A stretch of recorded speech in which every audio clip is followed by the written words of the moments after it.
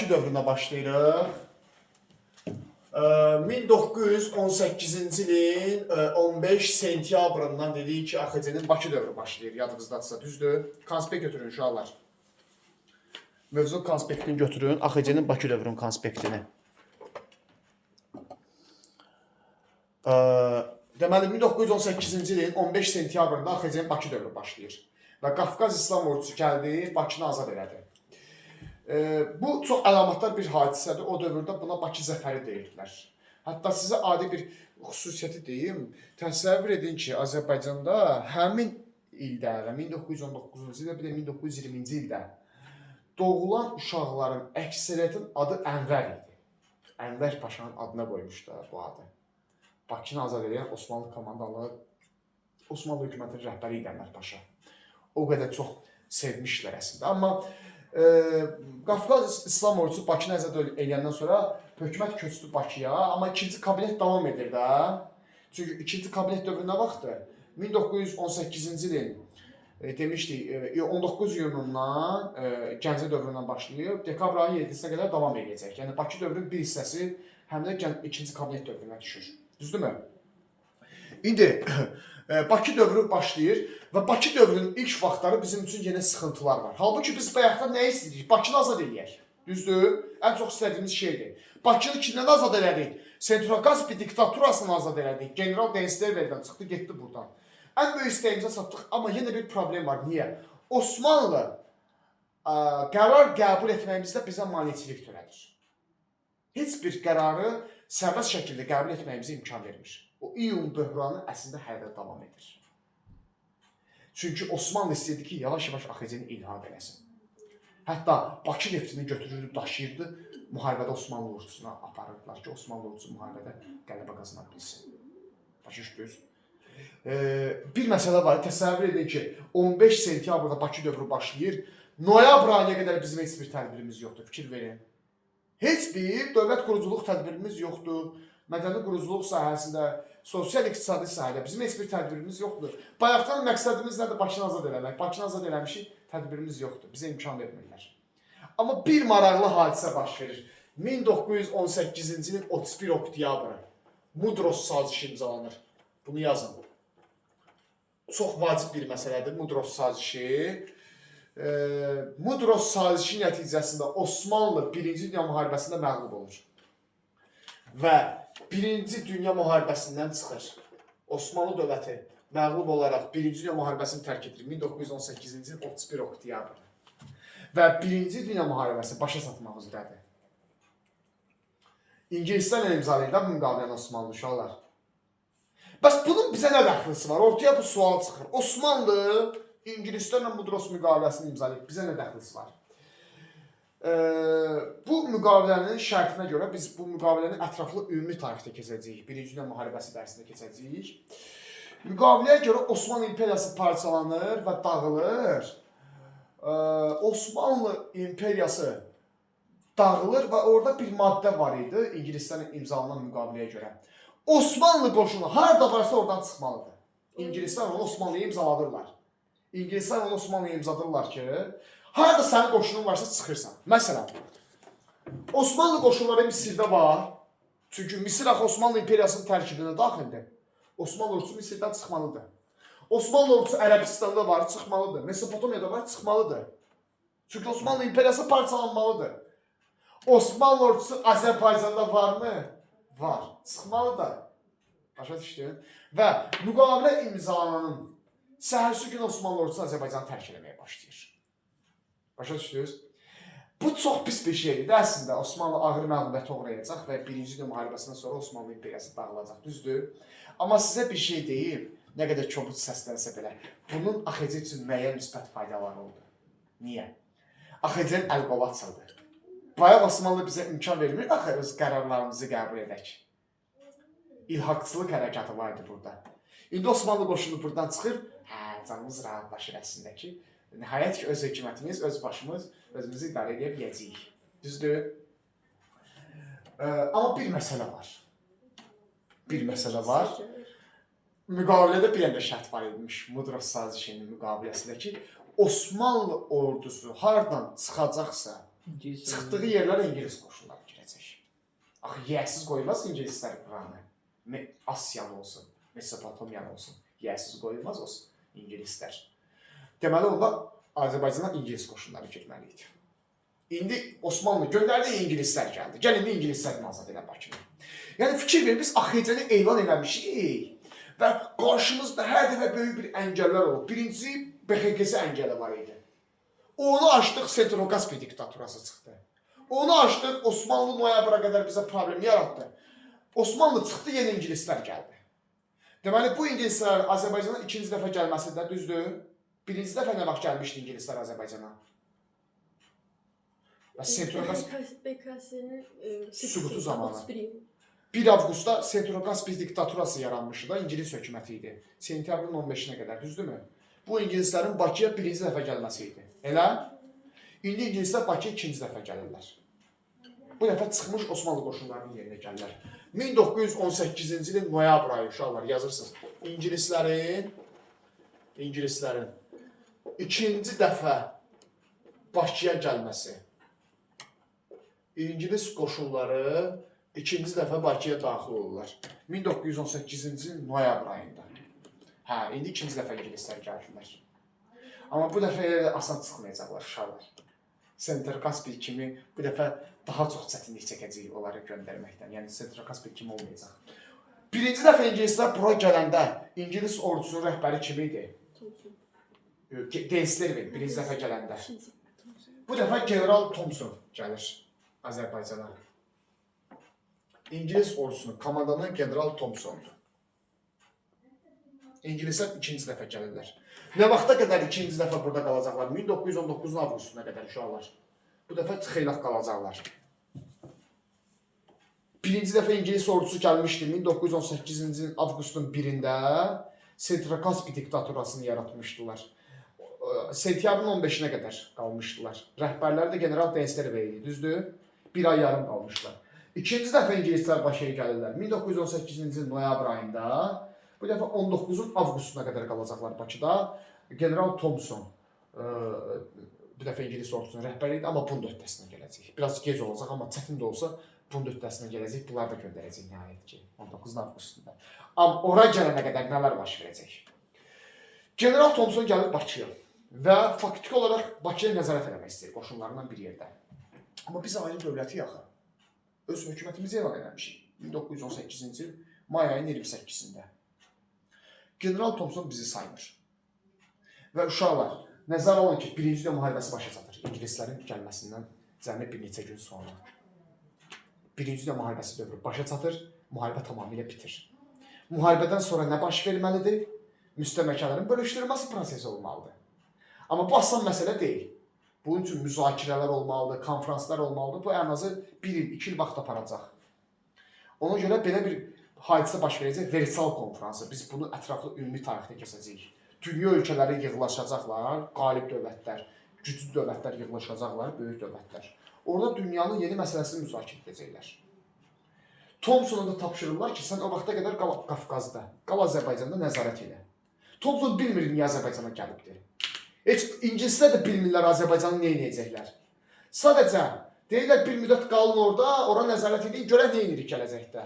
Ara qarışıqdır. Konferans falan keçirik. Sakitləşsin ara bir baxarıq oranın taleyi ilə. Bizim məqsədimiz nədir? İngilisləri razı salmaq. Biz İngilislər razı salmalıyıq ki, buradan çıxıb geçsinlər və biz öz dövlətimizi idarə edək. Bu asan olmayacaq. Niyə? Üzeyir Hacıbəylinin çox gözəl xatirələri var. Mən o memuarları oxumuşam. Thompson'dan danışıqlar var orada. Thompson haqqında danışır. Üzeyir bəy Hacıbəyli deyir ki, Thompson gəlmişdi Azərbaycana və İngilislər bizi tipik bir şərq xalqı kimi düşünürdülər. Və düşünürdülər ki, Azərbaycanlılar heç vaxt özlərini idarə edə bilməzlər. Bizi vəhşi bir xalq kimi düşünürdülər. Və düşünürdülər ki, biz özümüz üçün bir hökuməti elan eləmişik, amma biz heç kimik. Və biz Osmanlı müstəmləkəsiyik. Çünki axı İngilislər gəlməmişdən qabaq Bakıda Osmanlı ordusu var idi, düzdür? Ona görə də AXC hökuməti 1918-ci ilin 9 noyabrında üçrəngli bayraq haqqında qərar qəbul edir. Üçrəngli bayraq haqqında qanun. Deməli, 1918-ci ilin noyabr ayının 9-unda üçrəngli bayraq haqqında qanun qəbul edilir. Bu bizim ikinci bayraq haqqında qanunumuzdur, düzdür? İkinci bayrağımızdır. Birincisi nə vaxt idi? 26 Yox, 24. 24 iyun. 1918-24 iyun. Gəncə dövründə idi. Orada necə idi? Sadəcə qırmızı rəngli bayraq. Osmanlı bayrağına oxşayan. Bunu niyə qəbul elədik? 9 noyabrda. İngilislərə göstərmək istəyirdik ki, bax biz Osmanlı müstəmləkəsi deyilik. Biz ayrı bir dövlətik. Bayrağımız mavi, qırmızı, yaşıl rənglidir. Mavi rəng türkçülüyü bildirirdi. Qırmızı rəng müasirlik və demokratiyanı bildirirdi. Yaşıl rəng İslamçılığı bildirirdi. Amma İslamçılığı axıra qoyublar. Yaşıl rəngi görürsünüz. Niyə? Bizim üçün milli dövlət, yəni türkçülük və müasirlik və demokratiya daha ön plandadır. Görürsünüz, mavi, qırmızı, sonra yaşıldır. Bax, AXC-nin bu bayrağın təsis edən şəxslər çox dahi bir şəxslər idi həqiqətən də. Bunu düşünmüşdülər. İngilisləri göstərmək istəyirdilər ki, biz sizin düşündüyünüz kimi tipik bir şəriətçi şərq xalqı deyilik də. Biz müasir standartlara cavab verən bir Avropa xalqı olmaq istəyirik, Avropa ölkəsi olmaq istəyirik. Tək ki, bizə şans verir, başa düşdünüz? Thompson diqqətini cəlb eləmişdi bu bayraq. Doğrudan da Thompson düşünür ki, bunlar yaxşı bir bayraq qəbul ediblər və bunlar öz bayraqlarını dəyişdirirlər, Osmanlı bayrağı kimi qoymayıblar. Başa düşdünüz? Buna əlavə 1918-ci ilin 1 noyabrında Hərbi Nazirliyi yaradılması var idi. Hərbi Nazirlik nədir uşaqlar? Müdafiə Nazirliyi. Axı bizim milli ordumuz var idi. Nə vaxtdan var idi milli ordumuz? 1918-26 iyundan. Düzdür? Amma ordu varsa bunun nazirliyi də olmalıdır da, Müdafiə Nazirliyi də olmalıdır. Amma əvvəl nazirliyimiz olmurdu. Noyabrın 1-nə qədər. Çünki demişdik ki, iyun böhranı baş vermişdi. Osmanlı problem yaradırdı. Qoymurdu nazirliyimizi yaradaq. İndi nazirliyimizi yaradırıq. 1 noyabrda hərbi nazirlik yaradılır. İlk müdafiə nazirimiz Səməd bəy Mehmandarov. Ümumiyyətlə ilk deyəndə bir dənə müdafiə nazirimiz olub, o da Səməd bəy Mehmandarov olubdur. Səməd bəy Mehmandarovu da siz yaxşı tanıyırsınız. Birinci Dünya müharibəsi dövründə müqəddəs Georgi silahını tərtib edilmişdi. Lodz əməliyyatında qəhrəmanlıq göstərmişdi. Yəni məşhur bir generalımızdır Səməd bəy Mehmandarov, təcrübəli. Müavini də olacaq Əliağa Şıxlinski. Bunu da tanıyırsınız da Əliağa Şıxlinskini.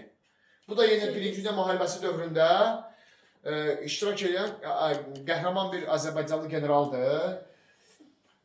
Yadınızdadsa topçuydu, artilleriyaçı idi, məşhur artilleriyaçı idi. Əliağa Şıxlinski də onun müavini olur. Yəni başqa təyin olunacaq şəxslər də yox idi onsuz da. Azərbaycanda ən təcrübəli 2 nəfər var idi. Səməd bəy Mehmandarov və Əliağa Şıxlinski. Elə? İndi uşaqlar, tədbirlərimiz davam edir. Və Milli Şura qayıdıb təsis olunur. Axı bizim qanunverici orqan ehtiyacımız var. 20 noyabrda yenidən Milli Şura qayıdır, yenə bərpa olunur. Axı fəaliyyətini dayandırmışdı Milli Şura, yadımıza gəlir. İkinci kabinet başlayanda fəaliyyətini dayandırmışdı. 20 noyabrda Milli Şura qısa bir müddətliyinə yenidən təsis olunur. Niyə? Parlamentin yaranması. Bəli, bizim qanunverici orqan ehtiyacımız var. Qanunverici orqana ehtiyacımız var. Elə şey olar, ikinci kabinet demişdik, həm qanunverici, həm icra edici orqandır. Elə şey mi olar, həm qanunverici olasan, həm icra edici olasan? Bu problemli bir şeydir. 1918-ci ilin 20 noyabrında parlamentin yaranması haqqında qanun verilir. Parlament yaranmır ha. Yaranması haqqında qanun verilir. Parlamentin yaranması haqqında qanun. 1918-ci ilin 20 noyabrında Qanunu Milli Şura qəbul edir. Yəni, qanunverici orqanımız yaransın. Başa düşdünüz? Thompson baxır hər şeyə. Thompson sadəcə seyr edir prosesləri. Başa düşdünüz? Və 1918-ci ilin 7 dekabrında nəhayət ki, AXC parlament açılır. Bax, bu çox əlamətdar bir hadisədir. AXC parlament açılır 1918-ci ilin dekabr ayının 7-sində. AXC parlament açılır və 120 nəfər deputat parlamentdə təmsil olunmalıydı. Parlamentdə uşaqlar əksəriyyəti Azərbaycanlıdır. Çünki Azərbaycan ərazisində yaşayanların çoxu Azərbaycan türküdür. Axıncı parlamentin çox demokratik bir parlament idi. Düşünün ki, parlamentdə Ruslar var idi. Çünki Azərbaycan ərazisində Rus yaşayır axı. Az-saylı Ruslar da yaşayır. Ruslara demişlər ki, gəlin seçkiyə, öz deputatlarınızı seçin. Azərbaycanda gürcülərdən ibarət bir fraksiya var idi. Hətta bolşeviklərin nümayəndələri belə orada təmsil olunmuşdu. Bolşeviklər bilirsiniz kimdir? Rusiyada hakimiyyətdə olanlar, Fəhlə Deputatlar Soveti. Onları dəstəkləyən şəxslər belə parlamentdə təmsil olunmuşdu. Dedilər, bizim hökumət demokratik hökumətdir. Hamı parlamentə daxil ola bilər. Ermənilər də parlamentə təmsil olunmuşdu. Ermənilərdə səbəbimizə 20 neçə nəfərə parlamentdə yer vermişdik. Azərbaycanda yaşayan ermənilər də var idi axı. Onlar deputat ola bilərdilər. Görün necə demokratik hökumətdir. Yahudilərə də parlamentdə yer verir, Almanlara da bir nəfər parlamentdə yer verir. Azərbaycanda yaşayan bütün azlıqlara parlamentdə oturmaq imkanı verir. Üzeyir Hacıbəyli xatirələrində yazır ki, o 7 dekabrdakı parlament açıları 1918-ci ildə. Deyir, Thomson heyran qalmışdı. Thomson artıq fikirlərini dəyişməyə başlamışdı. O bura, noyabrda gəndə düşünürdü ki, yox, biz adi bir şərq ölkəsiyik, şəriətçi bir xalqıq. Amma Thomson baxır ki, bunlar bizdən götürürlər özü idarə etmə sistemlərini, İngilislərdən götürürlər. Doğrudan da axırıcı idarə etmə sistemini İngilislərdən götürmüşdü. İngilislərdəki kimi idi bizdə? Biz parlamentli bir hökumət yaratmışdıq. İngiltərə belə idi. Parlamentli monarxiya idi. Bu Thomson diqqətini doğrudan çox yüksək səviyyədə cəlb eləmişdi və sonra tədbirlər davam edir. Tədbirlər davam edir, dövlət quruculuğu sahəsindəki və mədəni quruculuq sahəsindəki tədbirlər həyata keçiriləcək. Orada çox maraqlı bir şey var, Üzeyir Hacıbəylinin xatirələrində. Deyir, Thomson hökumətin başçısı Fətəli Xoyski ilə görüşür və İngiltərəyə məktub yazır. Paris konferansına məktub yazır. İngiltərə hökumətinin baş nazirinə məktub yazır ki, deyir, cənab baş nazir, mən generalam, mən siyasətdən çox anlayışım yoxdur. Mənə demişsiniz, gəl bura gəlmişəm. Amma sizə bir məsələ haqqında məlumat vermək istəyirəm. Mənə elə gəlir ki, biz axıcı haqqında yanılmışıq öz fikirlərimizdə. Mən onların tədbirlərinə baxıram. Onların hökumətinin başçısı Xoyski ilə görüşdüm. Sən demə, onlar çox dünya görmüş, mədəni insanlardan ibarət imiş. Mən təklif edirəm ki, gəlin biz onların müstəqilliyini tanıyaq. Biz onları bir müstəqil dövlət kimi tanıyaq. Lloyd George'a yazırdı, İngiltərənin baş nazirinə. General Thomson yazırdı. Onun da fikirləri çox əhəmiyyətlidir. Çünki İngilislər Thomsonu bura nümayəndə kimi qoyublar. Görür onlar nə edir? Bunlar nətər biridir? Başa düşdünüz? Bax, AXC hökuməti qısa bir müddətdə İngilislərin o diqqətini cəlb eləməyə bacarmışdı, fikrini dəyişməyə bacarmışdı öz demokratik tədbirlərindən. Başa düşdünüz? Sonra buradakı tədbirlərdən nələri öyrənəcəksiniz? Deməli, Bakı bonu haqqında danışdıq da biz. Keçən dəfə sizə demişdim, 1918-ci ilin sentyabr ayında Bakı dövründə öz pul vahidimiz buraxıldı. Bakı bonu. Deməli, uşaqlar, AXC parlament açılır dekabrın 7-sində. Bununla da 2-ci kabinet başa çatır. 3-cü kabinet elan edilir. 1918-ci il nə vaxt elan edildi? 7 dekabrında 3-cü kabinet elan edilir. 1919-cu il aprel ayına qədər 3-cü kabinet fəaliyyət göstərəcək uşaqlar. Amin, bura bax. 1918-ci ilin dekabr ayının 7-sindən 1919-cu ilin aprel ayına qədər 3-cü hökumət kabineti fəaliyyət göstərir. 3-cü hökumət kabinetinin rəhbəri kimdir? Fətəli Xoyski, yenə Xoyski. Dedi, ilk 3 dənə kabinetin rəhbəri Xoyskidir. Düzdür? Bura bax, telefon qoyur da kömərə. İlk 3 dənə kabinetin rəhbəri Fətəli Xoyskidir. Xoyskinin tədbirləri davam edir. İndi belə bir şey var. AXC tədbirlərinə bağlı arada bir dayanırıq. Belə bir hadisə var. 1918-ci ilin noyabr ayından 1919-cu ilin fevral ayına qədər yazısız. Araz Türk Respublikası mövcud olub. Buranı yaxşı dinləyin. AXC-dən bura niyə keçdik? AXC-nin içindədir bu. Ha. Amma faktiki olaraq AXC-nin içindədir. Amma rəsmi olaraq ayrı bir dövlətdir. Sənə Qırğınlara qarşı yəni. hə 1918-ci il noyabr ayından 19-cu il fevralına qədər Araz Türk Respublikası mövcud olub. Bunu yaxşıca öyrənirsiniz. Nədir bu? Nədir bu? Yadınıza düşür, Osmanlı qoşunları burada nə vaxt çıxdı? Bəli. 31 yol. Yox, o Dəqiq. BXK-nin getməsidir. 31 oktyabr. 31 oktyabrda Mudros sazişini imzaladı Osmanlılar, düzdür? Burada nə vaxt çıxdılar? 18-ci il noyabr ayında. Ha. Düzdür? 1918-in noyabr ayında Osmanlı buranı tərk edir, yerinə ingilislər gelir, düzdürmü? Amma Naxçıvanda oradakı Azərbaycanlılara qarşı qırğın siyasəti davam edirdi. Qırğın siyasəti davam edirdi və nəzərə alın ki, Bakıda biz hökumət idarə edirik, Naxçıvan biraz bizə uzaq məsafədədir. Və Naxçıvana nəzarət eləmək lazımdır. Bu qırğınların qarşısını almaq lazımdır. Həm də ümumiyyətlə Naxçıvanın işğalının qarşısını almaq lazımdır. Çünki o dövrdə Ermənistanda hakimiyyətdə Daşnaküstün partiyasıdır. Qatı millətçi bir partiyaydı. Onlar oranı işğal edilməkdə maraqlı görünürdülər. Başa düşdünüz? Ona görə də 18-ci il noyabrında faktiki Naxçıvandakı Osmanlı qoşunu çıxmır. Əslində qalır orada. Osmanlı qoşunları Azərbaycanı tərk eləməli axı noyabrında. Tərk edir. İngilislərə deyirlər ki, biz çıxmışıq. Bəs İngilis hökuməti deyir, oradakı hökumət nədir? Araz Türk Respublikası. Deyir ki, bizlikdir, yerli halidir. Özü silahlanıb gedib özləri üçün hökumət yaradıblar. Ona görə də adını qoyurlar Araz Türk Respublikası. AXC, güya bu AXC-yə bağlı deyil. AXC deyir ki, vallahi bizlik deyil. Naxçıvanlılar özləri yığılışıblar, özləri üçün bir dövlət yaradıblar. Osmanlı deyib, bizlik də deyil. Biz ordumuzu buraxmışıq, çıxarmışıq oradan. Yəni, faktiki olaraq Osmanlı silahlarından yerdə qalmış məhdud resurslarında olsa var idi da.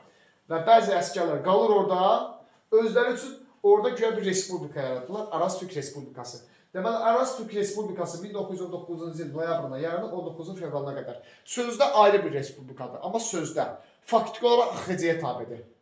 Faktiki olaraq AXC-nin içindədir. AXC hökuməti nə deyirsə onları eləyirlər. Başa düşdünüz, necə ayrı respublika oldu? AXC özü yaradıbdır. Ora nəzarət eləyə bilsin deyə. Deməli, qırğınlara qarşı, qırğınlardan qorunmaq üçün yaranmışdır. Və uğurlu da olur, xeyli uğurlu da olur. Və 1919-cu ilin fevral ayında artıq İngilislər və Amerikalılar bizə çox təzyiq göstərirlər. Bilirik ki, o hökumət sizin səlahiyyətinizdədir. Onu siz bəstəyirsiniz. Təzyiq eləyirlər, deyir, onu buraxın. Və əslində artıq oradakı problem də başa çatmışdı, qırğınlar da dayanmışdı. AXC artıq problem görmür. 1919-cu fevralında Araz Türk Respublikası fəaliyyətini dayandırır. AXC göstəriş verir ki, deyir, dayandırın fəaliyyətimizi. Dayandırırlar. Yerində Naxçıvan general qubernatorluğu yaranır. Deməli, Naxçıvan general qubernatorluğu yaranır 1919-cu ilin fevral ayında. Yəni, birbaşa Naxçıvan AXC-yə birləşir. Yox, bu ayrı bir dövlət deyil. Ərazidə general qubernatorluğu elə vilayət deməkdir. Yəni, Naxçıvan vilayəti olur. Araz Türk Respublikası ləğv edilir, Naxçıvan birbaşa birləşir AXC-nin tərkibinə. Prost AXC dövründə vilayət şəhər sözü yox idi, general qubernatorluq sözü var idi. İnzibati bölgü general qubernatorluq idi AXC dövründə. Başa düşdünüz necə?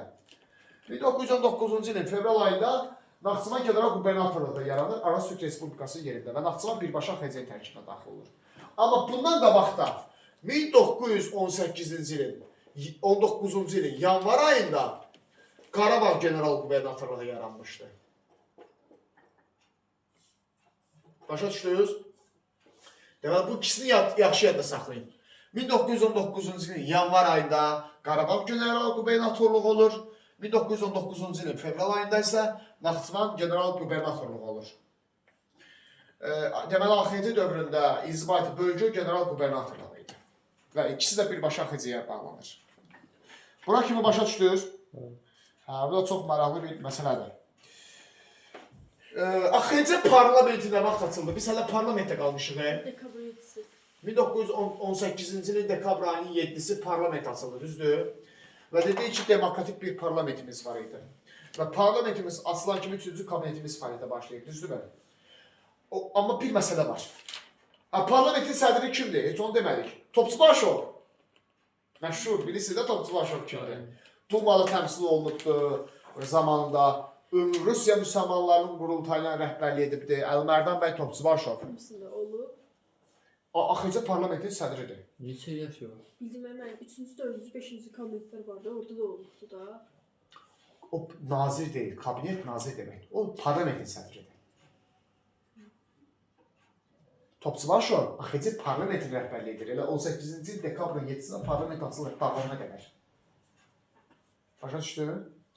Uşaqlar, kabinet ayrı şeydir, parlament ayrı şeydir. Parlament qanunverici orqandır. Kabinet icra edici orqandır. Kabinetin rəhbəri Xoyskidir. Topçubaşov parlamentin rəhbəridir, qanunverici orqanın rəhbəridir. Bildiniz nə demək istəyirəm? Milli Məclis, yəni parlament qanunları qəbul edir. Nazirlər isə, yəni kabinet onu icra edir. Xoyski icra edici kabinetin rəhbəridir, icra edici orqanın rəhbəridir. Topçubaşov isə qanunverici orqanın rəhbəridir, parlamentin rəhbəridir. Bildiniz nə deyirəm? Hə. Amma demək olar ki, Topçubaşov parlamentin iclaslarında iştirak edə bilmir. Niyə? AXC-nin əsas məqsədi nədir? Müstəqilliyimizin tanıdılması. Bax, bizim AXC yarananda bizim 2 dənə məqsədimiz olub da həmişə. Düzdür, çoxdur məqsədimiz. Qarşıda böyük vəzifələr var idi. Amma 2 dənə qabaqsız məsələ var idi. Birincisi, ərazi bütövlüyümüzü təmin etmək. İkincisi, müstəqilliyimizi dünya dövlətlərinə tanıtmaq. Axı, müstəqilliyimizi bir dənə Osmanlı tanıyıb, Batum sürüyündə. Onda müstəqilliyimizi tanıtmaq üçün nə etməliyik? Versal konferansına nümayəndə heyəti göndərməliyik. Çünki 1-ci Dünya müharibəsi başa çatandan sonra Versal Vaşinqton konferansları baş tutub. Orada böyük dövlətlər dünya müharibələrinin yekunlarını müzakirə edib. 1919-cu, 1920-ci illərdə. Biz də ora nümayəndə heyəti göndərdik. Deməli, 1919-cu il yanvar ayı Paris konferansına Azərbaycan nümayəndə heyəti gedir. Paris konferansına nümayəndə heyəti gedir. Azərbaycanın nümayəndə heyəti gedir.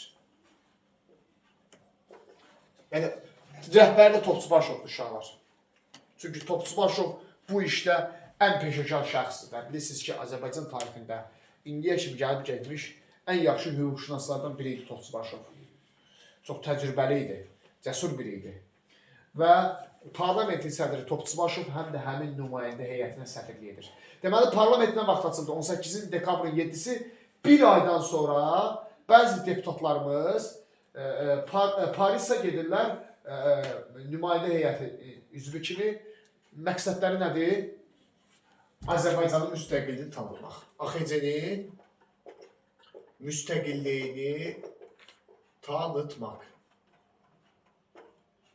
Yəni gedib böyük dövlətlərlə, tutaq ki, Amerika ilə, İngiltərə baş naziri ilə otururlar, söhbət edirlər, Fransa baş naziri ilə oturub söhbət edir.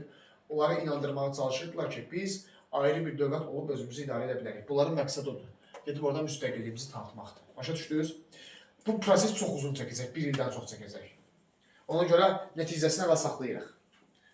Deməli, parlament açılır, bir aydan sonra nümayəndə heyəti gedir. 1919-cu ilin yanvar ayında Paris konferansına. Sualı olan var bura qədər. Görürsünüz ki, 19-cu ildəyik. Nümayəndə heyətimiz gedir. AXC-nin müstəqilliyini tanıda bilməyimiz üçün. Başa düşdünüz? İndi uşaqlar, tədbirlərimiz davam edir. Bizim qonşu dövlətlərlə aramızı yaxşılaşdırmağa ehtiyacımız var. Bir də daxildə bəzi tədbirlər keçirməyimizə ehtiyac var. Gəl birinci bizim mədəni quruculuq tədbirlərindən bəzi şeyləri nəzərə alaq, onlardan danışaq uşaqlar. Birinci növbədə bizim dövlət bankı yaratmamıza ehtiyacımız var. Dövlətin bankı olmalıdır. 1919-cu il dövlət bankı yaradılacaq. Hə, ayı yoxdur. Bunu sadəcə illə öyrənəcəksiniz. 1919-cu il dövlət bankı yaradılacaq. Əslində var sentyabr ayındadır. Amma düşdüyünü çox nadir hallarda görmüşəm. Ona görə elə illə öyrənim. 1919-cu ilin sentyabr ayı dövlət bankı yaradılır. Sonra 1919-cu ilin avqust ayı vətəndaşlar haqqında qanun Vətəndaşlıq haqqında qanun. Uşaqlar, bunlar sizcə hansı sahədə keçirilmiş islahatlarımızdır? Dövlət quruculuğu sahəsində keçirilmiş islahatlardır. Dövlət quruculuğu.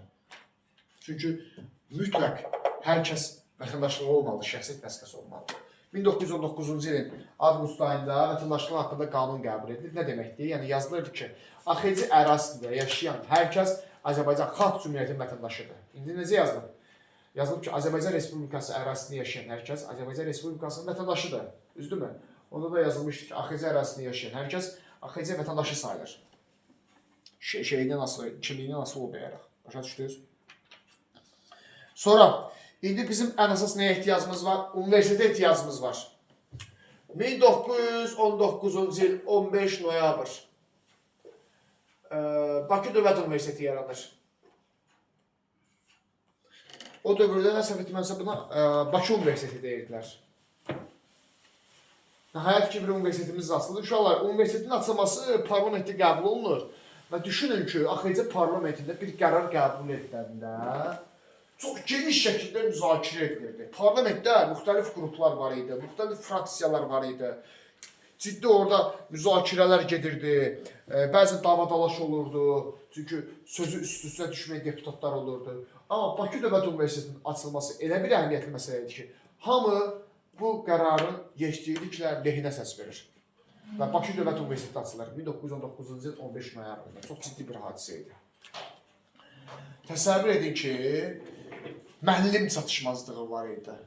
Çünki dövlətimiz yeni qurulub, kadrlarımız məhduddur. Məmməd Əmin Rəsulzadə gedirdi, türk dili və ədəbiyyatından dərs deyirdi orada. Maaş almırdılar ha.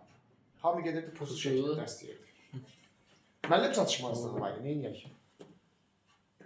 1919-cu il 15 noyabrında Bakı Dövlət Universiteti açılır. Həmin vaxtı həm də, bunda yazın 100 nəfər Azərbaycanlı xaricə təhsil almaq üçün göndərilir.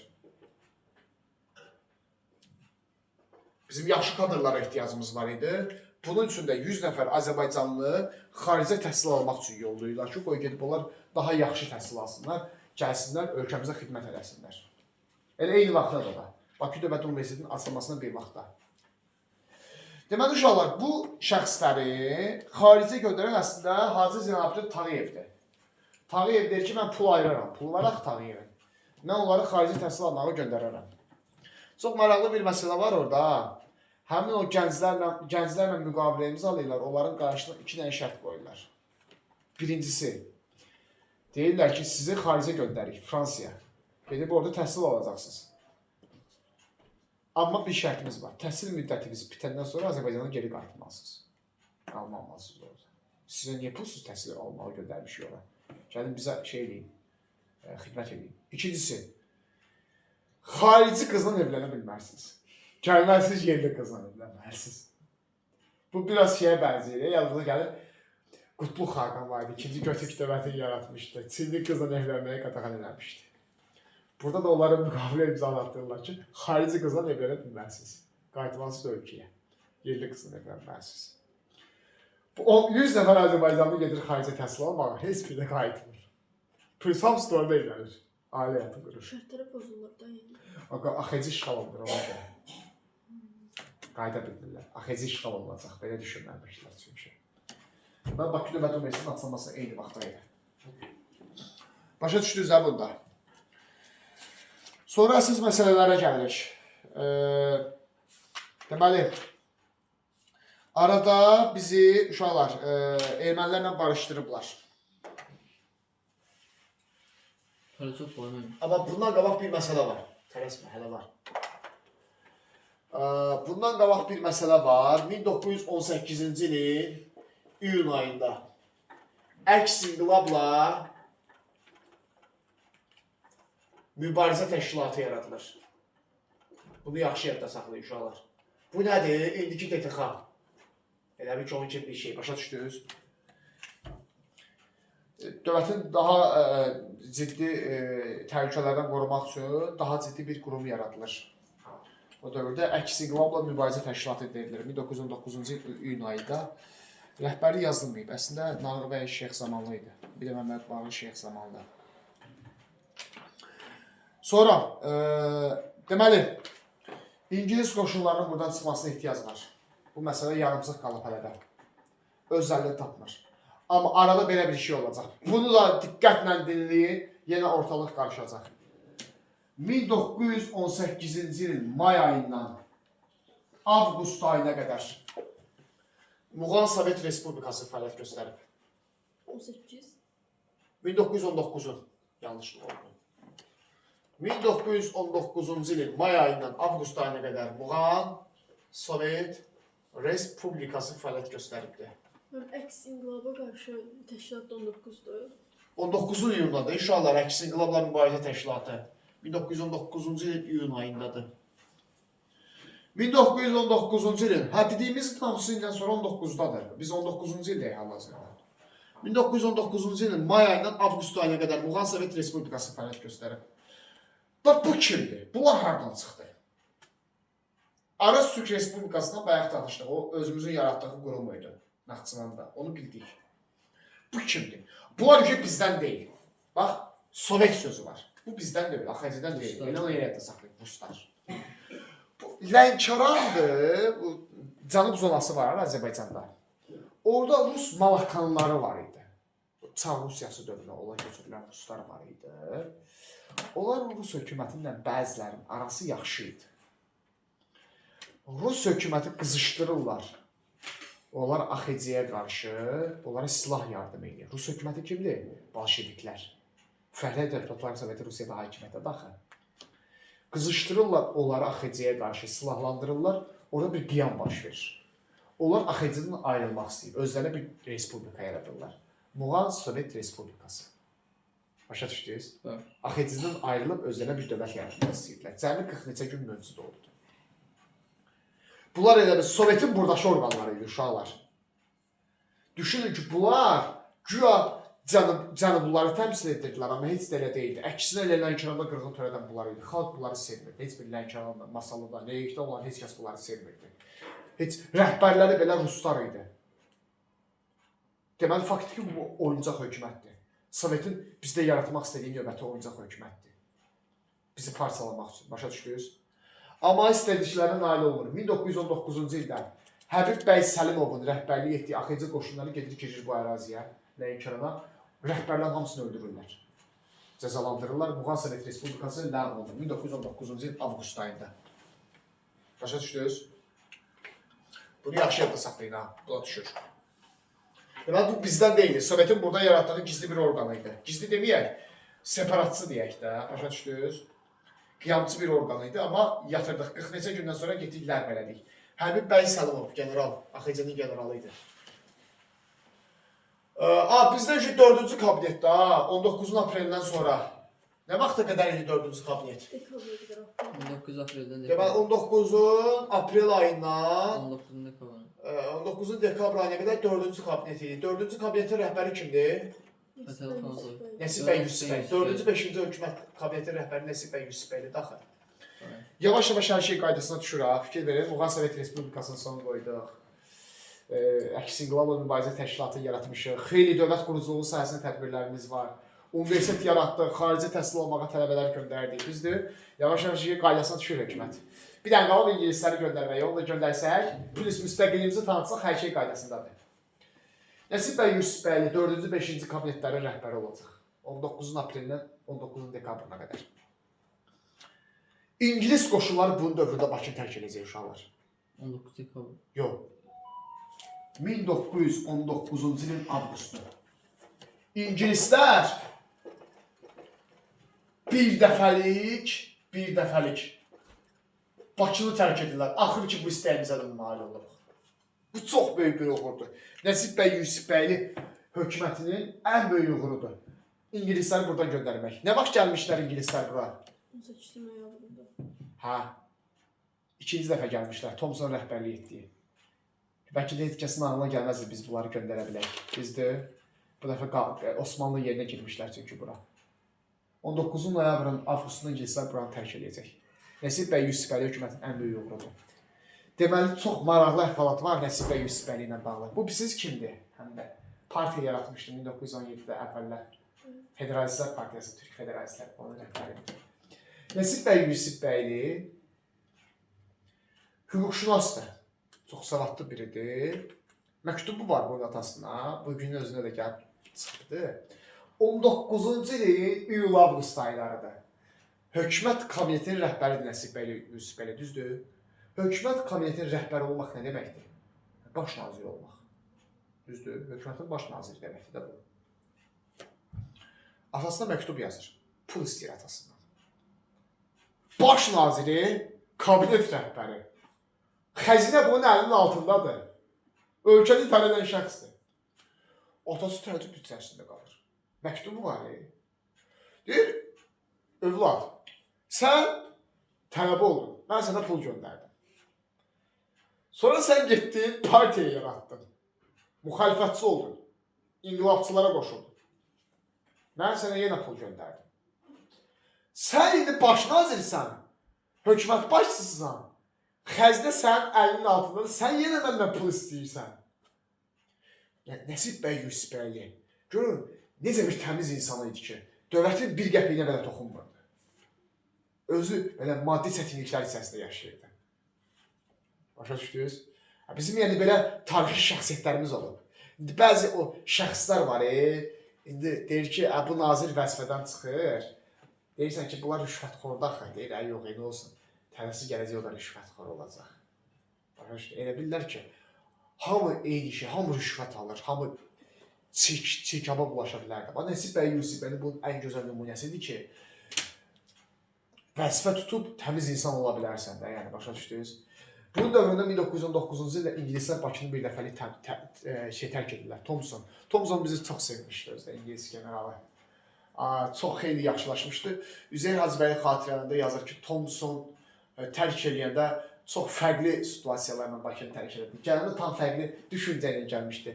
Tərk eləndə tam fərqli fikirlərlə tərk elədi. İngilis hökumətinə məktub yazdı ki, Paris konferansında təmsil olunan İngilis hökumətinə məktub yazdı ki, biz bunların müstəqilliyini tanıya bilərik. Başa düşdünüz? Və 19-cu ilin avqustunda Bakını tərk edədilər. Kim qaldı Bakıda? Biz. Başqa heç kim yoxdur. Deməli, faktik olaraq 1919-cu ilin noyabrından dövlət suverenliyimizi tam təmin elədik. Ərazi bütövlüyümüzü tam təmin elədik. Qarabağ bizdədir, orada general qubernatorluq var. Nə vaxtdan? 19-cu ilin yanvarından. Naxçıvan bizdədir, orada da general qubernatorluq var. 1919-un fevralından, hətta Bəhramxan Naxçıvanski oranının general qubernatorudur. Muğan Sovet Respublikasını ləğv eləmişik 19-un avqustunda. Onları da hamısını eləmişik, cəzalandırmışıq. İngilisləri də Bakıdan göndərdik. Hətta İngilislər tərk eləyəndə İngilislərin donanması bizə qalır. Və 1919-cu ilin avqust ayında Xəzər hərbi donanması yaradılır. Onda bu bizim ilk hərbi donanmamız. Bəli, Azərbaycan tarixində ilk hərbi donanma yaradılır. Nəhayət ki, 1919-cu ilin avqust ayında AXC-nin ciddi uğurlarındandır. Əslində ciddi uğuru deyəndə İngilislərə hədiyyə kimi qaldı da bu bizə. 1919-cu ilin avqustunda Xəzər hərbi donanması yaradılır. Nəhayət ki, donanmamız da oldu Xəzər dənizində. Artıq hər şey qaydasına düşür. Yavaş-yavaş fikir verilsə, vəziyyətimiz xeyli yaxşılaşdı. Amma problem çoxdur hələ də. İndi İngilisləri göndərdik 19 avqustunda nəhayət ki, bütövlüyümüzü təmin elədik. Amma bir məsələ var. Ən əsas məsələ nədir? Hələ missiyamız bitməyib. Müstəqilliyimizi dünyada tanıtmaq. Çünki biz müstəqilliyimizi böyük dövlətlər tanıtmalıyıq. Böyük dövlətlər bizim müstəqilliyimizi tanımalıdır. Yoxsa bu çətin məsələdir. Hər şey bitməyib. Bəs onu kim həyata keçirəcək? Nümayəndə heyəti göndərmişik də Parisə. Nə vaxt gedib o nümayəndə heyəti? 19 yanvarında Topçubaşoğlu rəhbərliyi ilə parlament açılandan bir ay sonra dedik axı, nümayəndə heyətimiz gedir 19 avqustunda müstəqilliyimizi tanıtmaq üçün. Onlar hələ də gərgin müzakirələrdə iştirak edir, müstəqilliyimizi tanıtmağa çalışırlar. Görürsünüz? Bizdə isə daxilində bu proseslər gedir. Deməli, 4-cü hökumət kabineti davam edir. Nəsib bəy Yusifəlinin rəhbərlik etdiyi hökumət kabineti. İndi bizim qonşu dövlətlərlə ittifaq qurmamıza ehtiyacımız var. Böyük dövlətlərlə mümkündürsə ittifaq qurmalıyıq. Düzdür, Osmanlı ilə bizim ittifaqımız var idi. İlk hərbi ittifaqımızı Osmanlı ilə bağlamışdıq. Nə vaxt? 1918-ci ilin 4 iyununda Batum müqaviləsində. Amma Osmanlı yoxdur artıq.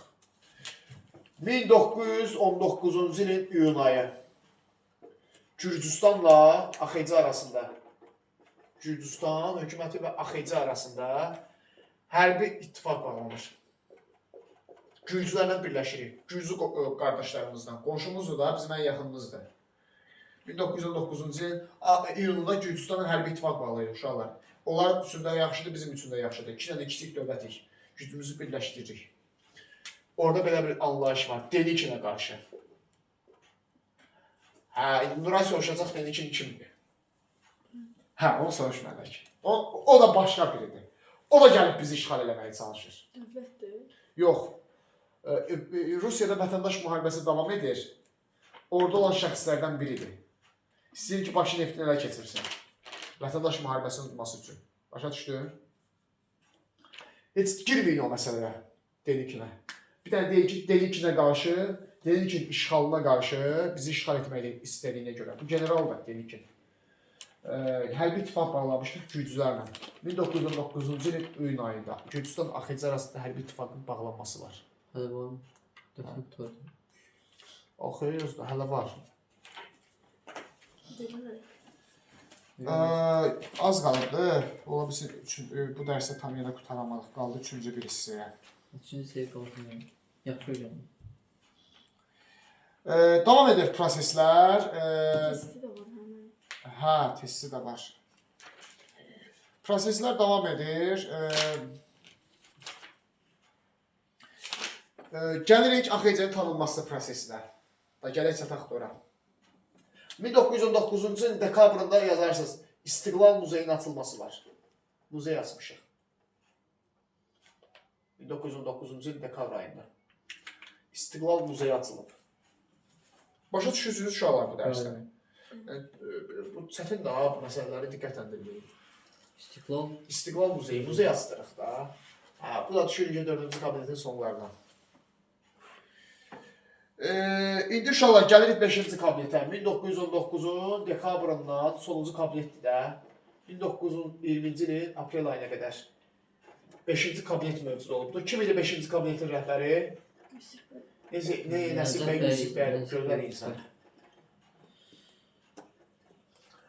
Nəsib bəy Yusif bəydir. 5-ci kabinetdə gəlgən hadisələr var. Birinci növbədə 1920-ci ilin 11 yanvarı ən vacib hadisə var.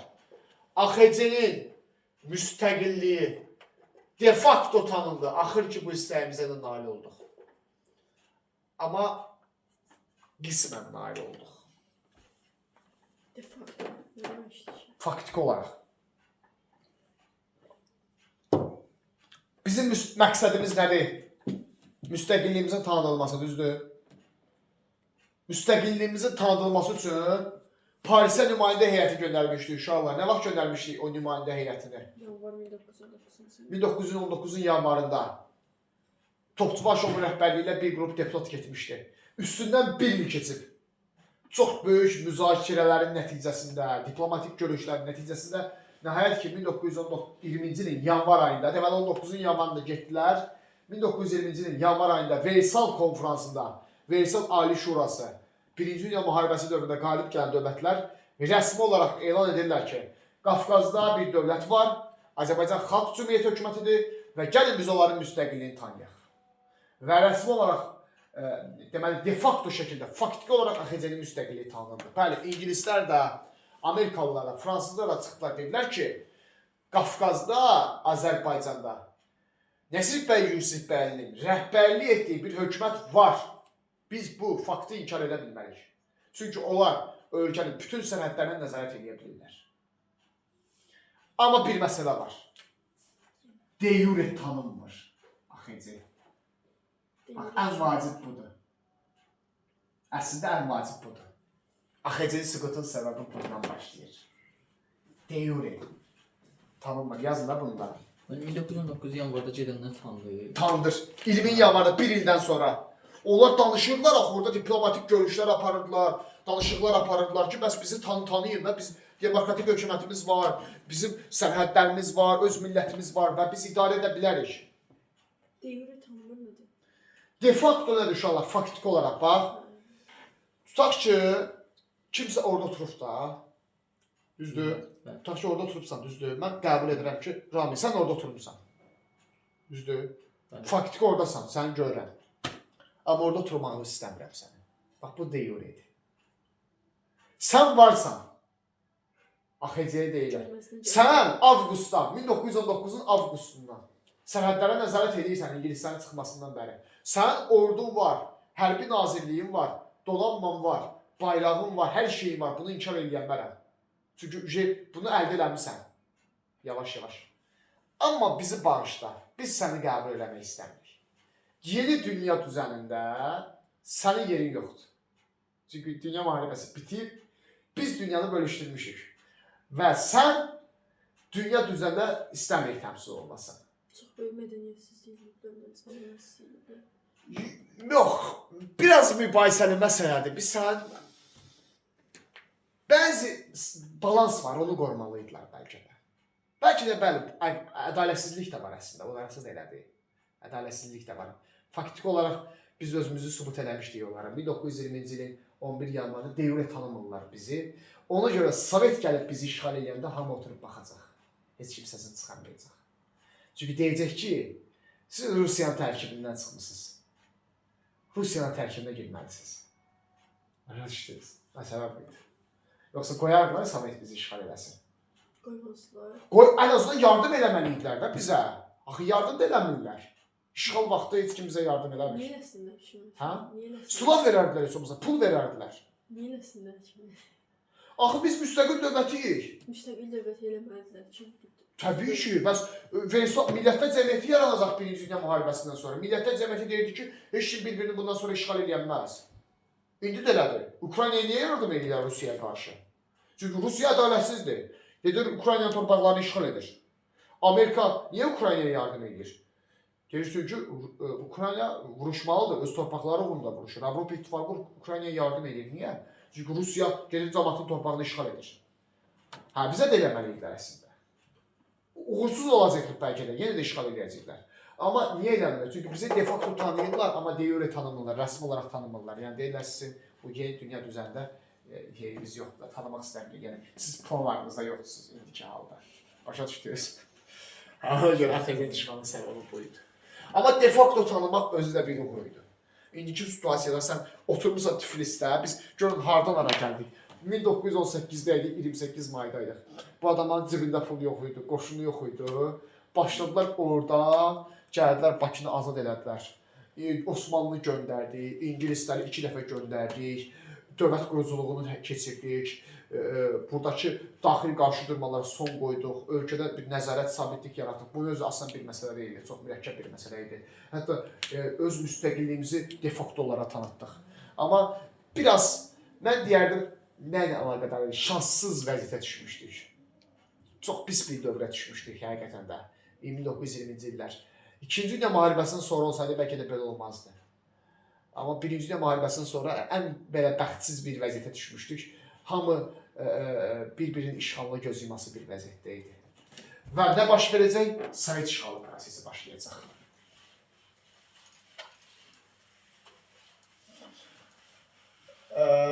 Amma bundan qabaq bizim 2 dənə də hərbi ittifaqımız var. Axı biz də oturub işğalımızı göz yuması deyilik. Mümkün olduqca bəzi dövlətlərlə yenə danışıqlar aparırıq. 1920-ci ilin fevral ayında İtaliya ilə hərbi ittifaq bağlayırıq. Yazıqlar ki, İtaliya ilə axırda ittifaq bağlayırlar. Hardan nə tapsaq, nə yardım eləsələr bizim üçün qənimətdir. Doğrudan da yardım edirlər. İtaliya Katyusha raketləri falan verir. Ordumuzda raketlər olur. Raketlər dediğimiz toplar deyil, büyük toplar. Yəni pul qarşılığında verir, yoxsa? Hə, neft qarşılığında.